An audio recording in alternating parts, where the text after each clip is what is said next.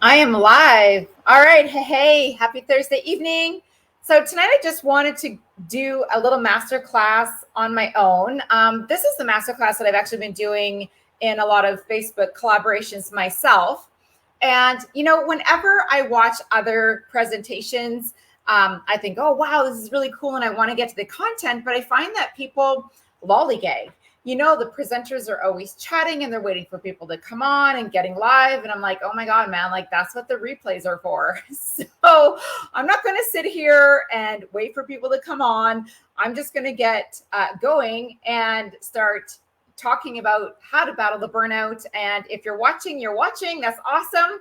And if you're not, then you can always catch the replay. So, all right, let's begin. So tonight I'm going to talk about how to battle the burnout and the area of burnout. So I am from home and my animals are here. I'm hoping that they're not going to bark. I've closed the doors so that if the kids come home, it's quiet. So hopefully everything is going to go smoothly tonight. But, I forgot my point where I was going with that. So, all right. Battling the burnout. Right.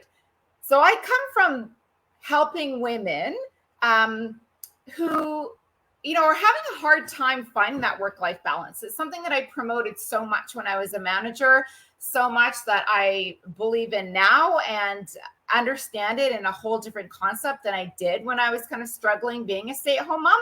And so the burnout that I've experienced has been both from being a stay-at-home mom and also a corporate employee and, working 8 hours a day and then coming home and having another, 6-hour shift at home. So that is the burnout that I'm talking about. And when the chaos is happening, and I know some people are in these, difficult situations at work or, not loving your job. And what can you do to make it better? And I would love to be able to, wave that magic wand and make all of the crap at work go away. But that's not the case. So I like to bring to you my crap bucket analogy. And I know some of you have heard this before, but I learned this a long time ago and I thought, wow, like how fitting.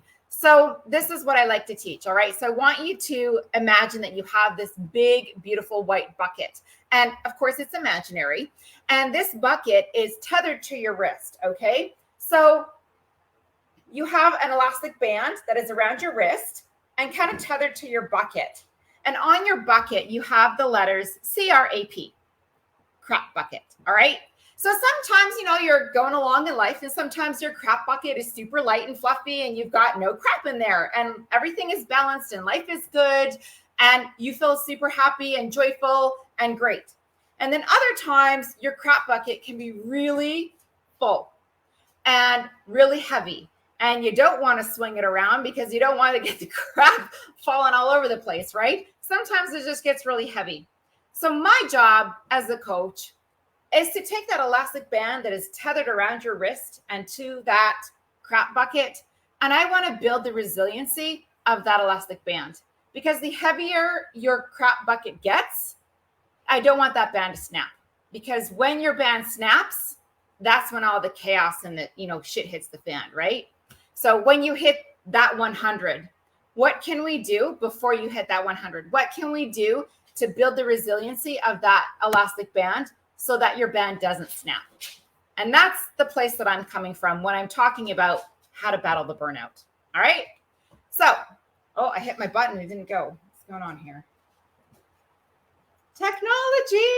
I was saying to my husband, I was like, man, he's an IT guy. I said, I don't even know how you do this. The IT part of this business drives me insane. Like I had several temper tantrums already this week over technology. I don't know. I could never be an IT person. So just about me, and in case you didn't know, my name is Katrina Houghton, your wellness boss. I am a health and life coach, a Reiki master, a registered reflexologist, a very bossy mom, weightlifter, wife, and I think I'm a hilarious person. And my main goal is to work with women who are looking to improve relationships with food and their bodies so that they can overcome the binge and burnout cycle. All right, so just a little bit about me. Oh, good, now it's working. And I have a little video. Oh. So what is burnout? First of all, I first experienced burnout was when I was a stay-at-home mom. And back then, like, okay, let's rewind, like maybe 10 to 11, 12 years ago, when you are going through being a stay-at-home mom and all these adjustments, and then I had like 3 kids in 3 years, which was totally not planned. And if anyone had told me that was going to be my life, I would have been like, oh, hell no. So big adjustment. I just moved to Edmonton, which is a great big city. And my husband at the time was a private in the military. So he was gone all the time. And I was left as this new military wife, military mom, didn't know anybody. And I, kept having all these freaking babies. Every time I turned around, I was pregnant. So, a lot of people like, oh, is it postpartum? And I was going to all of these mom groups and navigating motherhood and trying to figure out what I was feeling and what I was going through. And it wasn't depression. I wasn't depressed. What I was experiencing was burnout, but I didn't know that until later in life. So my goal is to help anyone going through burnout or feeling the signs of burnout as a stay-at-home mom or a work-from-home mom or a mom that's working. And, like you have a shift at work and then you have a shift at home. How do you balance that? How do you make it okay? How are you not like, oh my God, pulling your hair out? So that's the people that I want to work with. That's where I'm coming from. So signs and triggers. Burnout is max stress. It's chronic stress. Chronic stress is when the stress doesn't stop. Sometimes stress can be a good thing and it's actually like a motivator and it propels you forward. And a little bit of stress is actually positive. But when the stress doesn't stop, it becomes chronic. Emotional and physical exhaustion, that was what I had. I was constantly tired. And I'm like, people say, oh, I'll sleep when I'm dead. Oh my God, I was so tired. I was a walking zombie all the time, like emotional. You can't think. It's hard to do things. I was so freaking tired. Not wanting to go to work. So not wanting to do anything. No vacation time. This is, a little bit of corporate as well.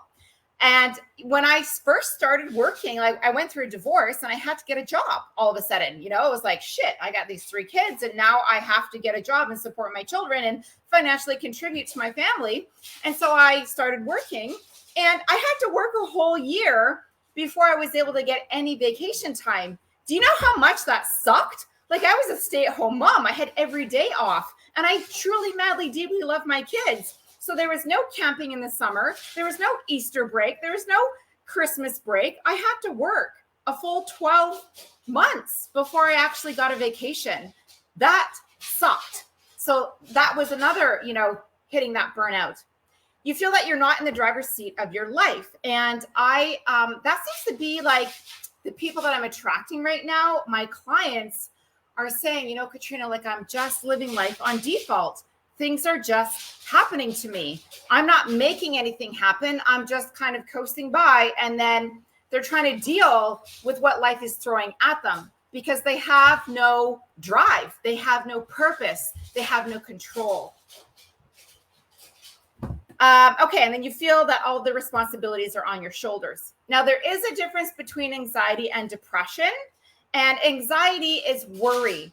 So, if you're a mom, yeah, we worry. Okay. We worry all the time. Like, I don't know if that's ever going to go away, but when the worry starts to wake you up at night, when the worry is extreme, when the worry kind of crosses a threshold, and if it lasts longer than 6 months, that is when you need to seek out mental health. That's when you need to go to your doctor and be like, okay, I need to talk to someone. There's something going on here. So that's the difference between anxiety and burnout. And so I want to go over the 12 stages of burnout because there's actually 12 stages. And yes, anybody can Google this, so I have it here for you, but this is information. However, people don't always look at this, and I didn't look at this either. I was just like, what's wrong with me? Like, I'm not depressed and I don't want to hurt myself, but something's not right. And I don't want to keep living life like this. So number 1 is compulsion to prove yourself. Oh my God, I totally fell into that when I started working at the hotel. Most of you know I was a hotel manager for 5 years. So it's compulsion to prove yourself. I needed to prove to the owners of the hotel that I knew what I was doing, that I was worthy of being here. And of course, I wanted a raise. So burnout is usually related to a work imbalance and considered to be syndrome resulting from workplace stress that has not been successfully managed. And also being an entrepreneur.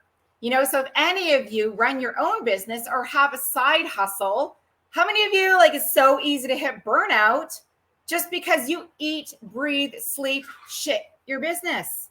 Everything I do, I'm thinking about how can I add value? How can I take care of you? I actually just had a conference call with another coach, like a business coach, because I need a coach, right? And I'm going to talk about the benefit of having a coach later. But of course, we need coaches in our lives. And so I was talking with her, about being an entrepreneur and how it's so easy for us to hit that burnout when we're in the driver's seat and all we think about. And she was saying, she's like, well, Katrina, obviously you care so much about your business because you're already like, I'm going into other groups. I'm looking at other people. I'm like, hey, I want you to be a guest speaker. I want you to bring your expertise. I really care about my community. I care about my people. I'm not qualified, but I want to showcase you so that if they really have a problem and they're struggling, they have a leader. They have somebody that they can rely on. She's like, you obviously care about your business. And I'm like, yeah, my business is all of me. So anyways, that's just a little entrepreneur side hack there. Number 2 is working harder. So you get hyper focused and tunnel visioned. 3 is neglecting your own needs. You stop giving yourself breaks. Just one more task, you get totally tunnel vision. One more product, you decide to power through the never-ending projects and you forget to eat, drink, sometimes even pee.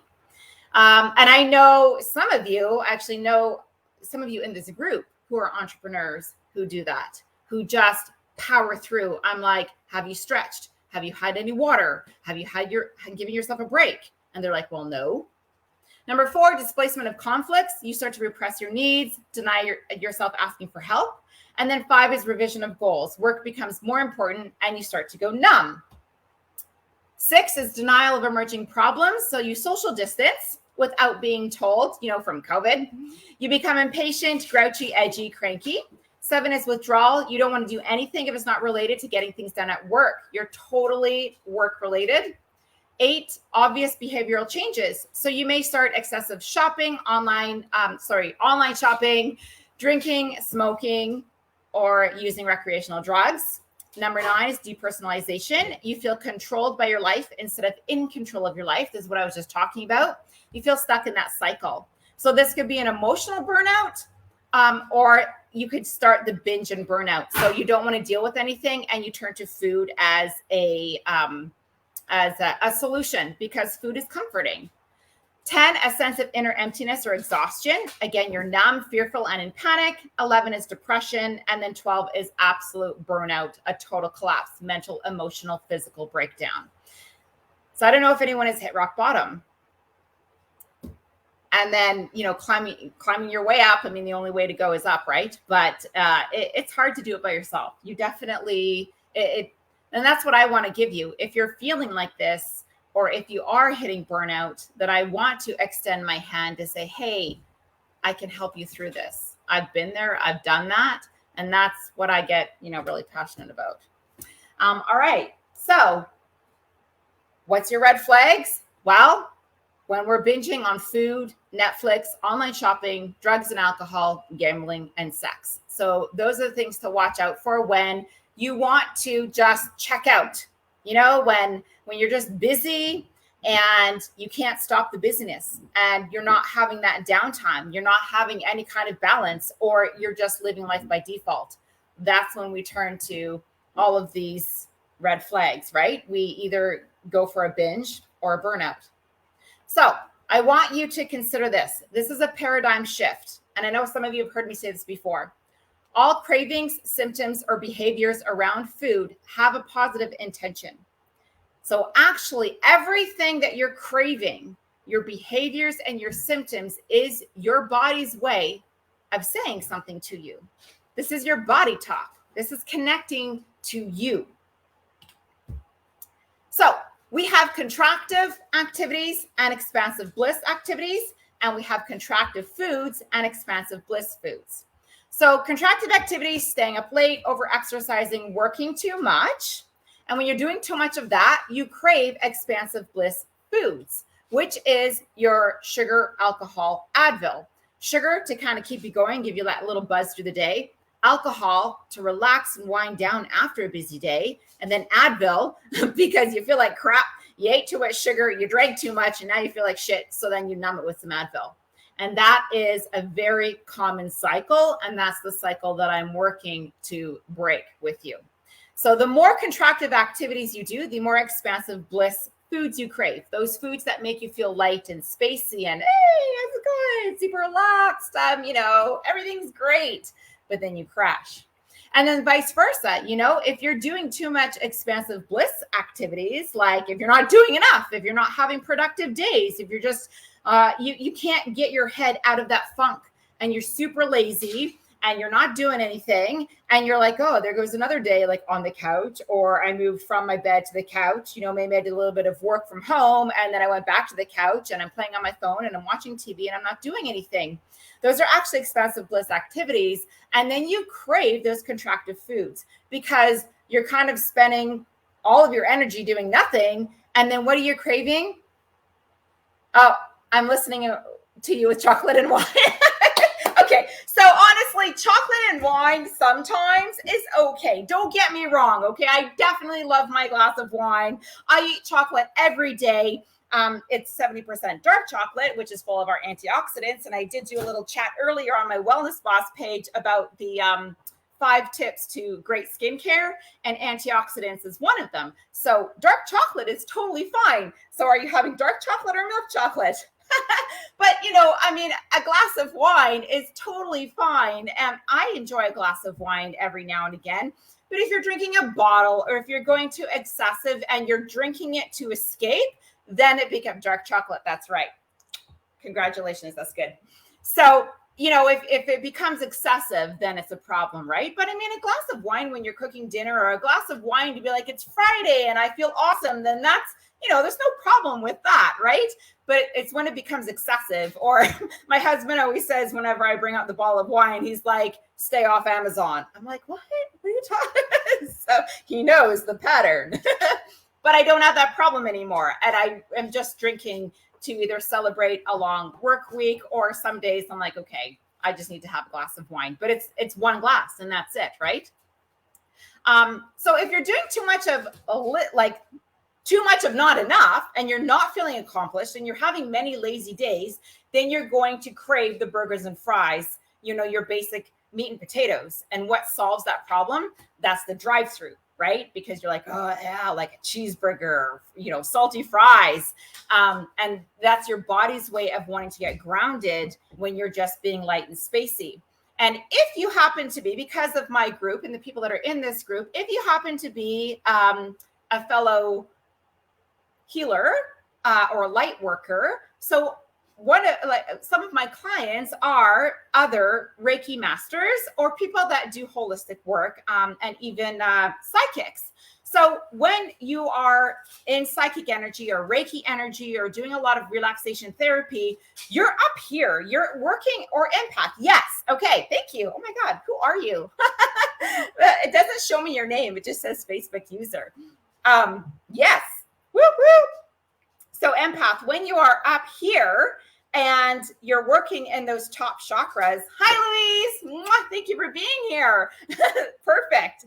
So when you're working in those top, 3 chakras, when you're up here all the time and you're healing and you're connecting and you're up here, or, you're feeling all the feels, what happens is your body, when you come back down, it wants to ground. It just wants to be like, whoop. What is the quickest way to ground? I know a lot of my healers smoke because they just, oh my God, I need a cigarette.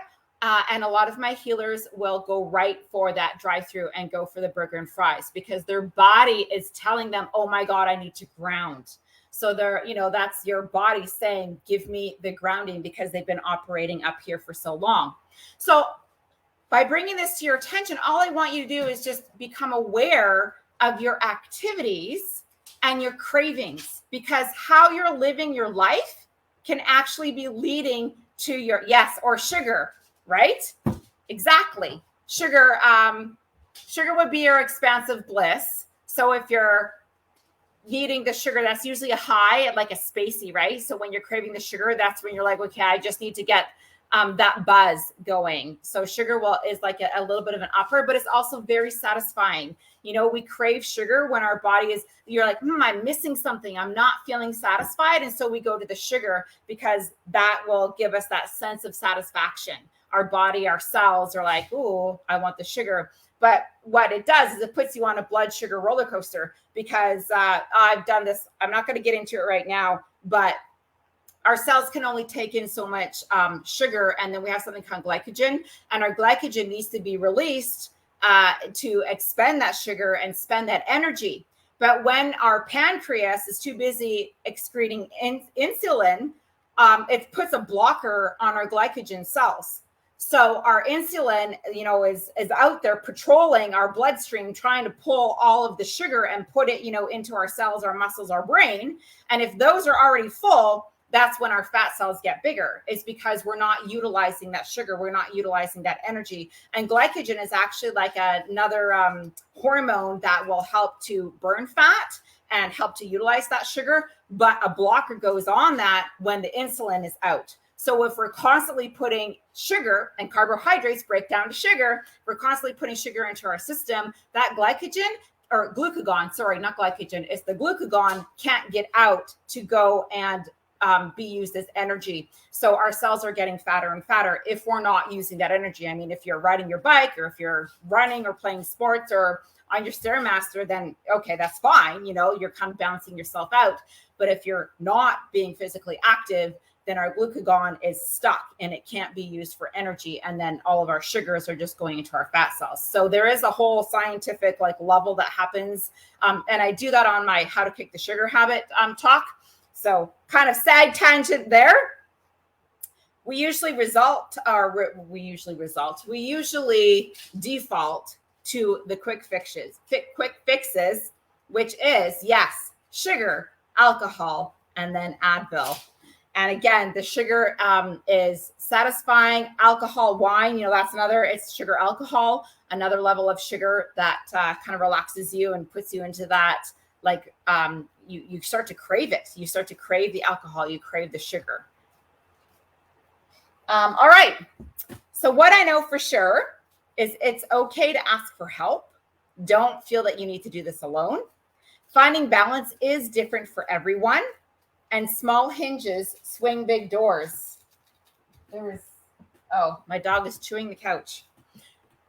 What I mean by small hinges swing big doors is little changes. Little changes can have such a big impact. So don't think that, you know, some people are like, okay, well, I got to do green juices and I'm going to quit drinking and I'm not going to have any sugar and there's no more wine and I'm going to start running and I need to watch what I'm eating and I'm going to have a salad every day. No way, man. You're not going to keep up with that, you know? So it's making these small little tiny changes that are going to make a big difference. So I call this my 5 steps to transformation. And this is how I work with everybody. So number 1, you have to step back and recognize what is happening. So first of all, we need to take a good look at your life. Oh my God. Good look at your life. What are your activities and what are your cravings? All right. So, and when do they come? What time of day do they come? We need to take a step back and review what is going on in your life, what is going on inside your body. Then number 2, we need to let go. So what beliefs are you holding that you need to let go of?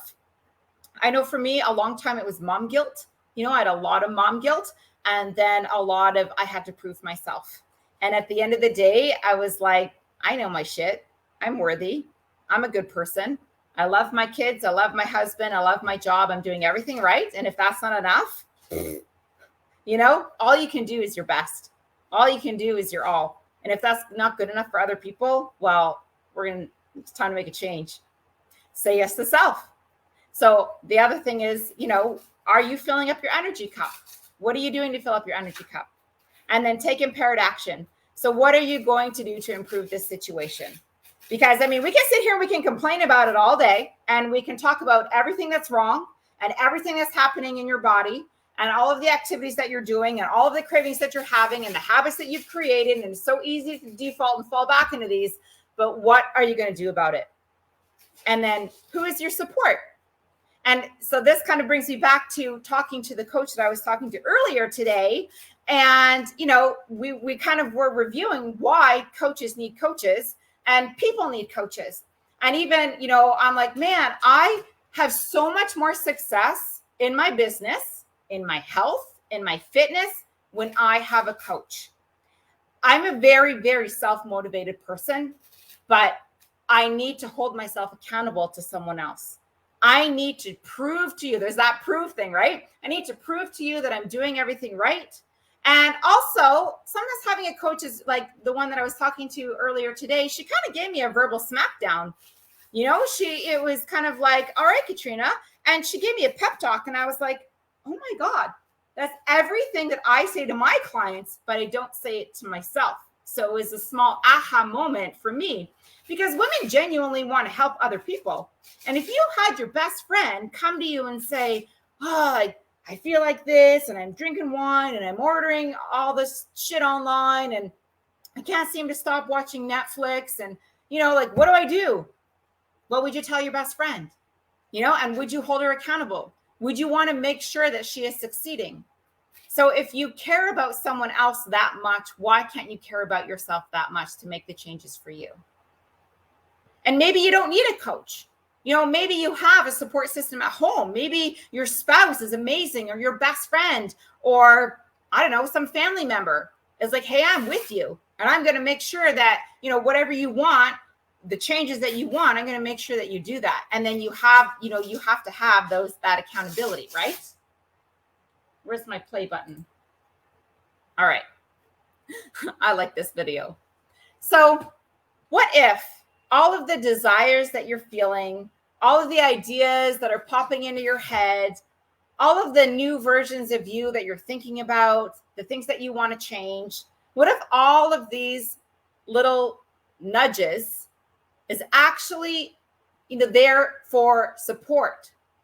What if everything that you're thinking and you're feeling inside is there to put you onto a new path? Is there to, spark a change inside you to say, you can be better. You can change. You can do something else. You can be a better version of you. So my specialty is working with women to help them connect to their bodies and learn how to set up personal boundaries, become aware of their energy input versus output. And in that awareness, we can stop a binge or burnout before it happens. Because I don't want you to have to go down that hole. It's a lot harder coming out of it, once you're down it. And so today, I put in the Facebook group, what habits do you suck at? I did that for a reason. I want to know what you suck at. Are you aware of what you're failing at? Are you aware of, are you taking on too many projects? Are you a yes man? Are you saying yes to too many things? Are you unmotivated? Are you not sticking to your plan? If that is happening, then you need to have support. You need to have a system, and you need to have accountability. You have to feel it to heal it. Yeah. Yes. You have to know exactly what's wrong. And you have to hurt so much that you don't want to feel that way anymore.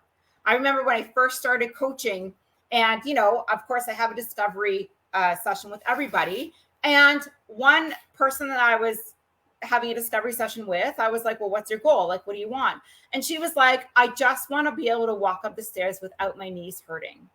So there was arthritis, there is degenerative disc disease, there was overweight, borderline diabetes, and not enough exercise.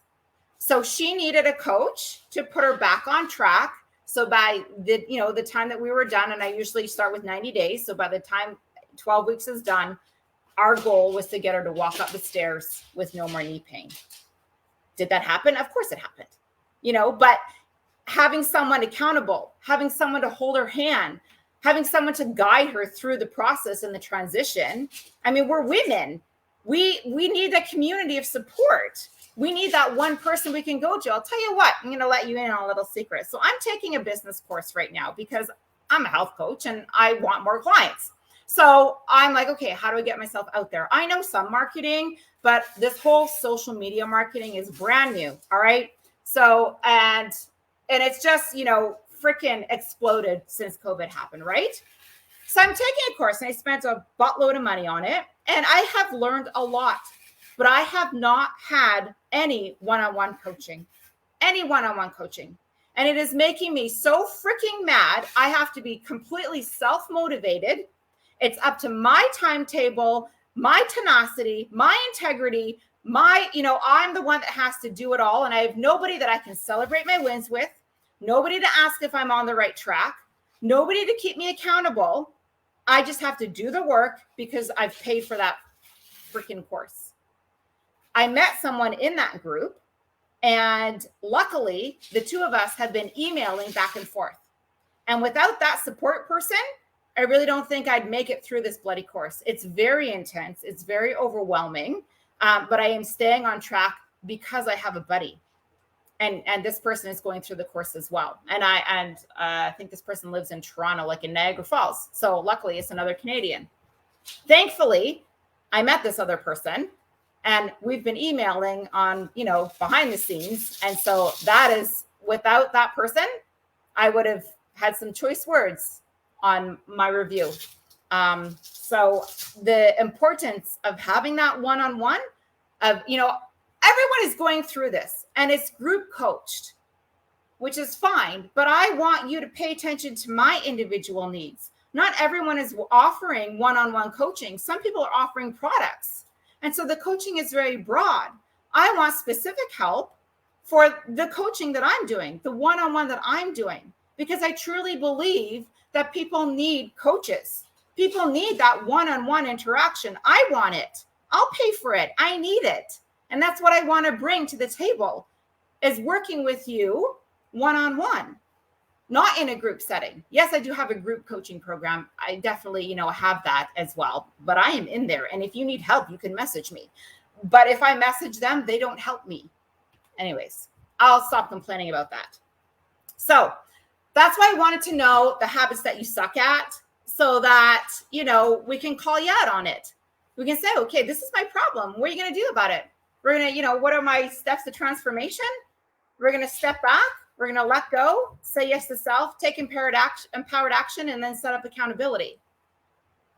Even if it is just for, getting the house clean. We need to get that done. We need to set up daily habits. We need to make sure that every day you're doing everything that needs to get done so that you're accomplished at the end of the day. And you're going to sleep so much better when you know that you've gotten your shit done throughout the day. So, ways that you can connect with me. My website, thewellnessboss.com. I am running the Burnout Breakthrough 5-day mini-series. So that is the link. I'm going to post a link below this video. And if you just click on that, then you can go through the 5-day Breakthrough Burnout. It's a daily video series. I think the videos are like maybe 5 or 6 minutes. I think the longest one is 10 minutes. It's me talking to you every day. Okay, you've probably seen this in the group. The first thing I ask you to do is set up a morning routine.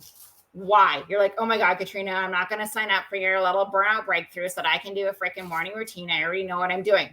Why do I have you do that? Why do you start off with a morning routine?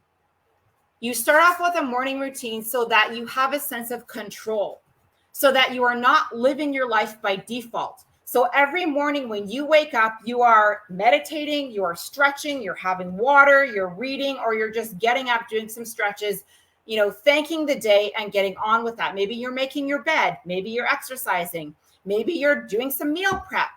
But the more productive, when you wake up and you take charge of your day, it propels you into having a productive day. It starts you off on that right foot, and it gives you that sense of control, of taking your life back, of taking your power back, of you putting you back in the driver's seat of your life. And it starts with the morning routine. Yes, there's more that we have to add on to it, but it starts with that morning routine. It starts with becoming aware of what your energy is doing. Where am I spending my energy? Is it too much up here? Am I physical all day, or is it not enough? And if it's too much up here, what are we going to do with your body to get that caught up? Because I know that mental exhaustion is a big thing, and sometimes when you are so mentally fried, it's really hard to get your body to want to do anything after that. So where do we find that balance? But when we start with that morning routine and we take your power back and we start the day off knowing that you're organized and you're structured and you feel more accomplished, it's going to trickle out to the rest of your day.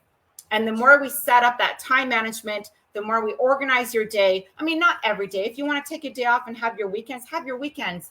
But I feel so accomplished and, so on purpose when I am organized. And I proof is in the pudding, because the people that I work with are like, oh my God, like this is awesome. And they feel so much better.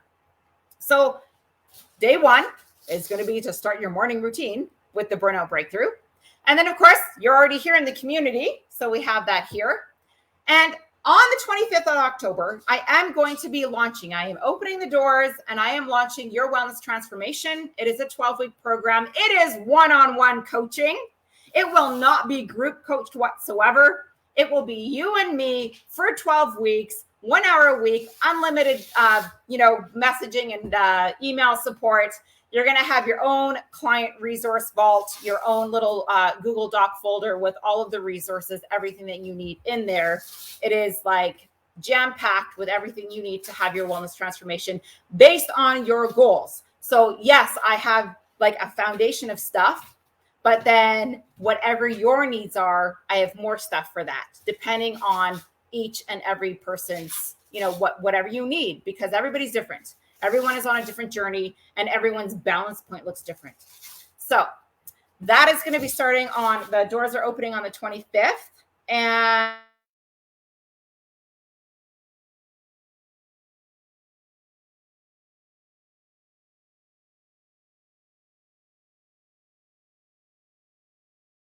I'm really excited. I have lost connection. Oh, there we go. Oh, see, technology. I don't know.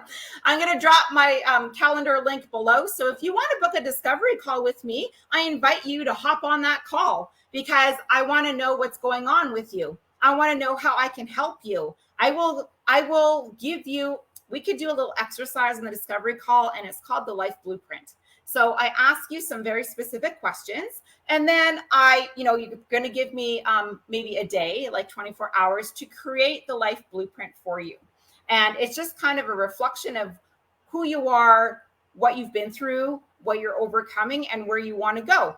And again, it's questions, but I did that as a buddy exercise that we had to do when we were in life coaching school. And I freaking love that exercise.